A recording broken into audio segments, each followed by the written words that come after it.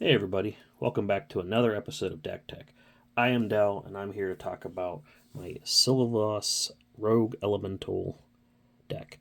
Got a really cool signature from Carl Critchlow, the artist, one of my favorite artists.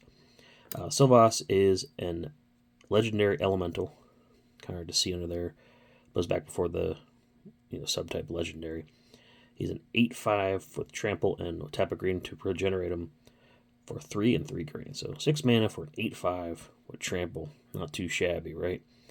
This is one of my favorite cards. I want to build like a little challenge for myself. It's a deck that not many people have built. So I went for it and see a lot. Came out pretty good, but there's other green stompy decks that I want to build. So we're just going to go through once again before I take it apart, kind of talk about it. We also have a secondary commander with Toski, and I have to look up exactly what he does because I have a foreign card. Toski, Bearer of Secrets, for 3 and a green. It's a 1/1. Can't be countered, indestructible. Attacks each combat if able, and a creature I control deals damage to a player. They draw a card.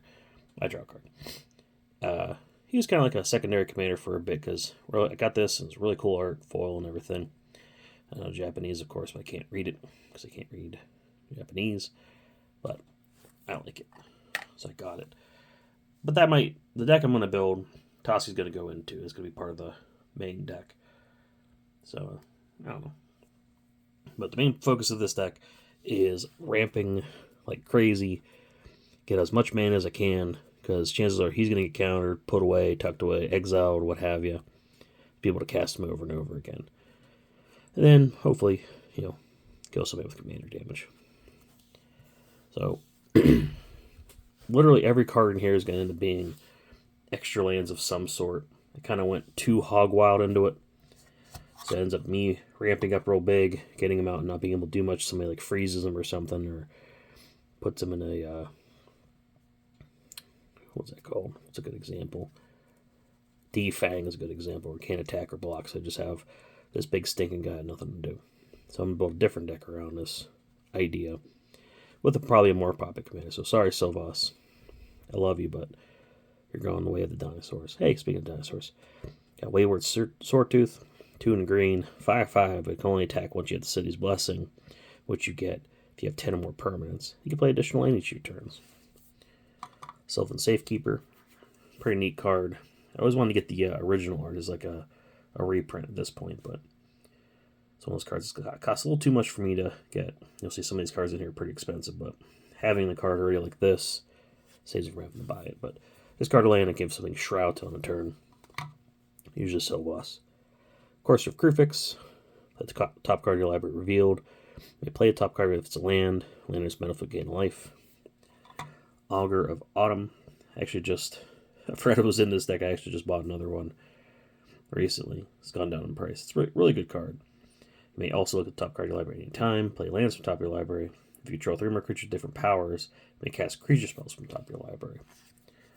We have a Dryad of the Elysian Grove. You may play additional land of each of your turns. And lands are every basic land type, in addition to their other types. We have Azusa, Lost But Seeking. You may play 2 additional lands each turn. I really love this art. We have Nyxbloom Ancient from the Secret Lair. If you tap a permanent for mana, produces 3 times that much mana instead. Again, really good card. Really enjoy playing that. Perennial Behemoth. They play lands from the graveyard. Got a couple of these guys in here. And you'll see when we get to the lands, we have a lot of search stuff. But I like this card. And Reminap Excavator. You play lands from your graveyard. What did I say? Ramen Cat. Ancient Greed Warning. Hey, guess what? You play lands from the graveyard. And if a land entering the battlefield causes a triggered ability of a permanent controlled trigger, it triggers an additional time. Seedborn Muse. Don't worry about Prophetic Kruphix. We got Seedborn Muse still. Somehow this is fair. But here it is. Untap all permanents you control during each other player's untap step. Oracle of Moldiah. May play initial land of each of your turns. Put top card of your library revealed. May play lands from top of your library. We got Walking Atlas. You tap it to put a land from your hand into the battlefield. Secure a Tribe Elder. Do the same thing. Then we have one of our secret commanders. Shh. Something to do with all that extra mana. There's a couple of these cards in here that sort of like this. Alternate win cons, if you will. Didn't want to build a deck around Locus, or Omnath, Locus of Mana. But unspent mana, green mana, doesn't empty. You don't lose unspent green mana as steps into phase. Anything you tap for green stays in your mana pool until he goes away or you spend it. It's +1/+1 for each green. My friend Aaron had a really good deck back in the day. That's why I don't want to step on his toes. But I'll put a secret commander in there. Here's another one. Heartbeat of Spring. Gotta look it up real quick. Or on the enchantments. When a player taps a land for mana, that player adds 1 mana of that type to his or her mana pool. A little group hug action. And then another one, because my Italian is not up to date either. Gaia's Touch. You put 1 additional land into play during each of your turns, but it must be a basic forest. And you can sacrifice this enchantment to add 2 green mana to your mana pool. One of those cards that I found a couple of, put in a couple decks. Does alright when I do get to cast it, but it's not the craziest thing in the world. Burgeoning. When an opponent plays a land, you put a land from your hand onto the battlefield. Dense Foliage. Creatures can't be a target of spells.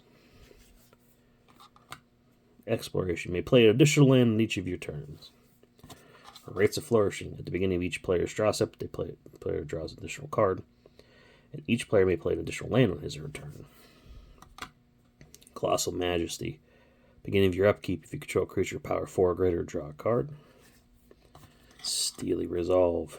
As it comes into play, choose a creature type. Creatures of the chosen type cannot be the targets of spells or abilities. Here's one of our alternate win cons having all that extra mana. It's a Helix Pinnacle. A Shroud. Pay X mana, put that many tower counters on it. So you can't proliferate this, if I understand it right. Not that big a deal, but beginning of your upkeep, if there are 100 or more counters on it, you win the game. This is fun to have a little ticking clock. The same vein as Millennium Calendar, except you can actually target Millennium Calendar, which is also fun. The deck I'm actually building coming up has proliferate abilities. I'm going to look in that Helix Pinnacle ruling again just to make sure. Otherwise, it would go in there too. Wilderness Reclamation. Beginning of your end step, untap all lands you control. Familiar Ground. Each creature you control cannot be blocked by more than 1 creature each combat. Into the Wilds. Beginning of your upkeep, look at the top card of your library. If it's a land card, we put it onto the battlefield. This is a lot of fun. Oh, real quick with this. This is great with anything with trample, especially a big stinking guy with trample. You can only block with 1 creature. Blanchwood Armor. Enchant creature. This is our aura section. And they get +1/+1 for each forest you control. One of my favorites. Aspect of Mongoose. Can't be the target of spells or abilities. It's put in the graveyard, return to your owner's hand. It's kind of like a... Oh my gosh, I'm drawing such a blank. Oh my goodness, what's that? What's the name of that one? 1 green, +2/+0 trample. Has the same thing. I'm picturing the art and everything, but I can't think of the damn name.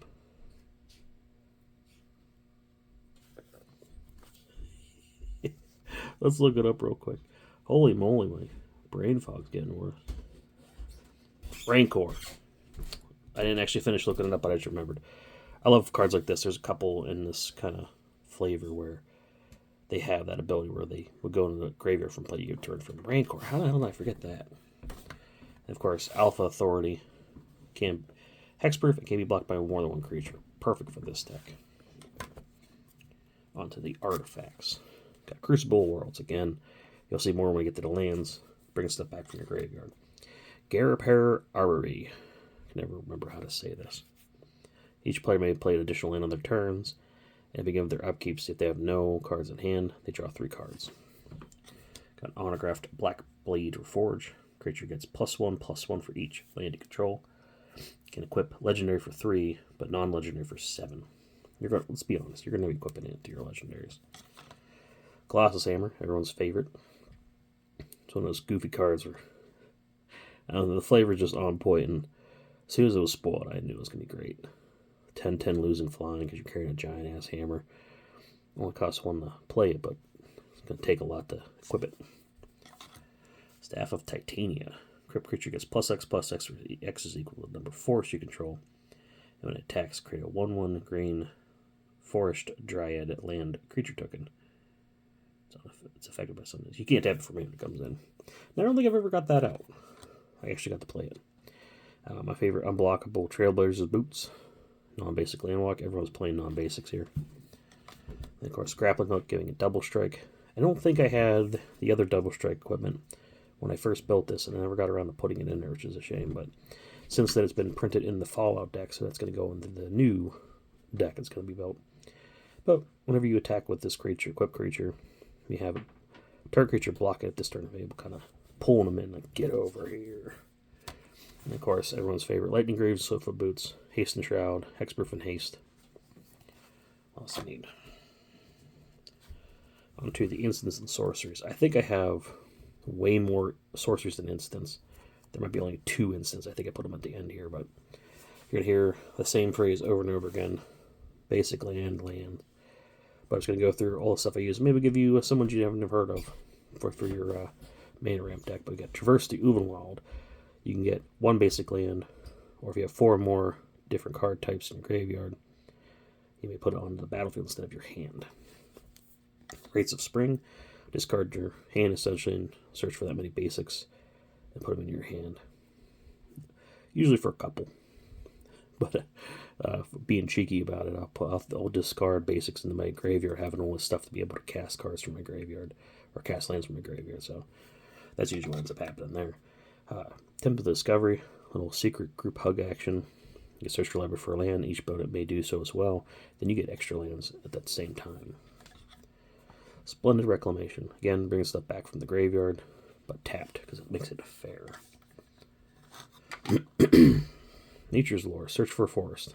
Easy enough. Cultivate, search for 2 basic lands, put 1 on the battlefield tapped, the other in your hand. 3 visits, search out a forest. Can be non-basic, but there's only forests in this one. Sylvan Scrying, search for a land card, any land card. And the fun thing with this is, again, when we get to the land cards, there's a lot of really good lands I need to get with this one. That's an important card to hopefully get early game. Lay of the Land, one of my favorite cards, search cards. Search for a basic land, put it in your hand, shuffle your library. 1 green, basic enough.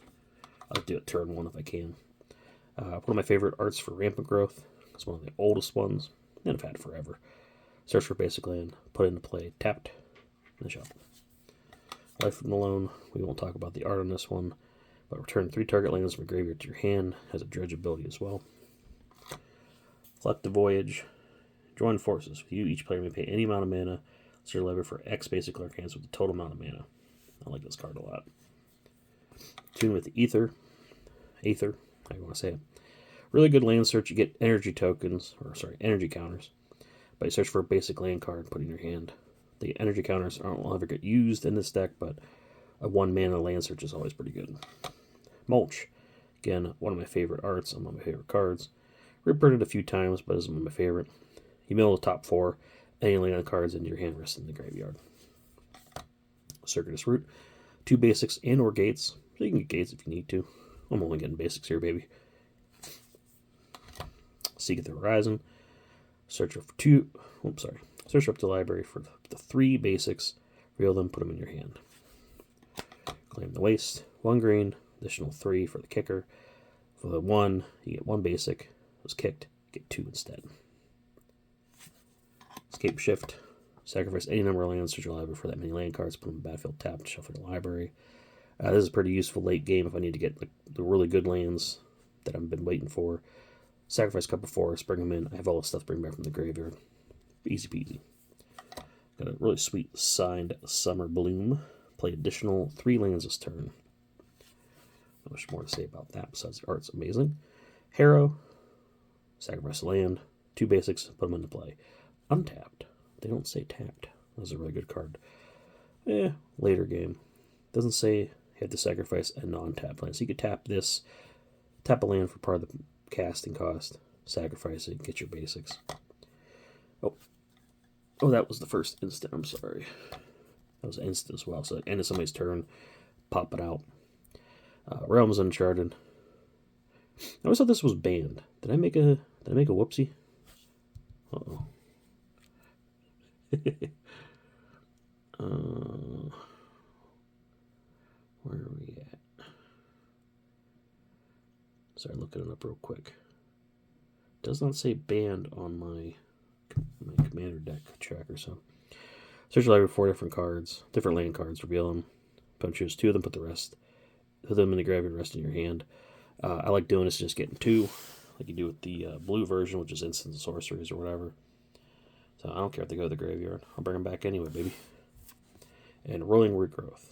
I think it's one of the newer cards in here as well. Search for price of land. Search for 2. Put them on the battlefield tapped. Now on to the lands, which there are 38. I think it's the most lands I had in any deck. And it's a land-centric deck, so I don't know what else to say about that, but Cavern of Souls, Name and Elementals. We have any search land that searches out forests. Got all 4 different versions here. And fun fact, even though this is mono green, you're allowed to use these lands, and you can't search for plains or swamp or an island or mountain, but you can use this. You only get a forest. Those are, again, the first part of the LS stuff. You can play lands from your graveyards. You're going to play those over and over again. Got a Fable Passage, the Post Malone version. Got signed by Warren Mayhe. I always forget how to say that. And then we have Evolving Wilds, Terramorphic Expanse. Again, the smaller end of the searching your library for a land card from the graveyard. Just recast it over and over again. Then we have Lotus Field and Lotus Vale. They come into play. Sacrifice 2 untapped lands. Sacrifice two lands. This one doesn't say untapped. And adding 3 mana to your mana pool. Again, having all that recursion from the graveyard helps out a great deal for that value. Commander Beacon. Late game, if I want to get my commander out for cheap, tap and sack it to put it into my hand from the command zone. Everyone's favorite Rogue's Passage. One of the main lands I'm going to have to search for late game is be able to make my guy unblockable. One of my favorite commander cards. If I had a secret lair, this would probably be one of the cards in there. This is just one of those cards, like if you're playing monocolor, like I've been playing a lot. 3 mana to draw a life, or draw a card to lose a life. It's pretty good. If you have multicolor, it's going to cost you more, and you're only drawing 1 card. So this is really good value for smaller decks like this. And my favorite forest, Sapseed Forest. It's a forest, subtype. Usually the first one I search. And you tap 1 green, gain a life. If you only have 2 more green permanents. That part, I just like the art. I like to just put weird stuff in my decks that makes it mine. Gives my own little flavor. And of course, I have the forest here, which, if you look at my deck list, 24 of them. And like a good Magic person, I used all the same art because I just had a shit ton of these somewhere. And I usually like putting different arts. This is one of those decks I don't play too often. So it's getting retired, like I said in the beginning. So it was a lot of fun when I did get to play. It got hated out a lot. That's why I have Cavern of Souls and a couple other things for Hexproof and Shroud and all that. And end of the day, when you have a deck like this, built as a challenge, did pretty good. I liked it. But if you're not going to play it that often like me, I don't have enough money to be having this many decks as I have. Especially when I want to build decks that are going to be very similar. So keep an eye out for the deck that's going to replace this in the future. I'm excited for that. I'm not going to spoil it, but I'll have it soon enough.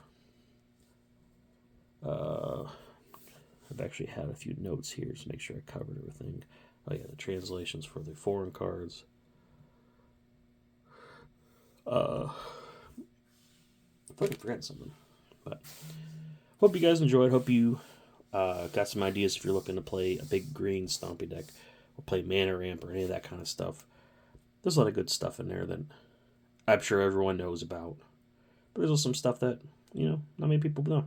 So at the end of the day, I had fun building it, had fun playing it, but it's moving on. I like making these little videos, one for content, like being a content creator, but also have like a little record and go back like, oh, I remember that deck, and just kind of revisit it. I'm going to save the deck lists, of course, too. I'm going to put them somewhere, so I still have a whole list, but I like having a little video conference thing too. But I think I rambled enough. I think I'm at 20 minutes, so I'm going to call it there. So until next time, Love you.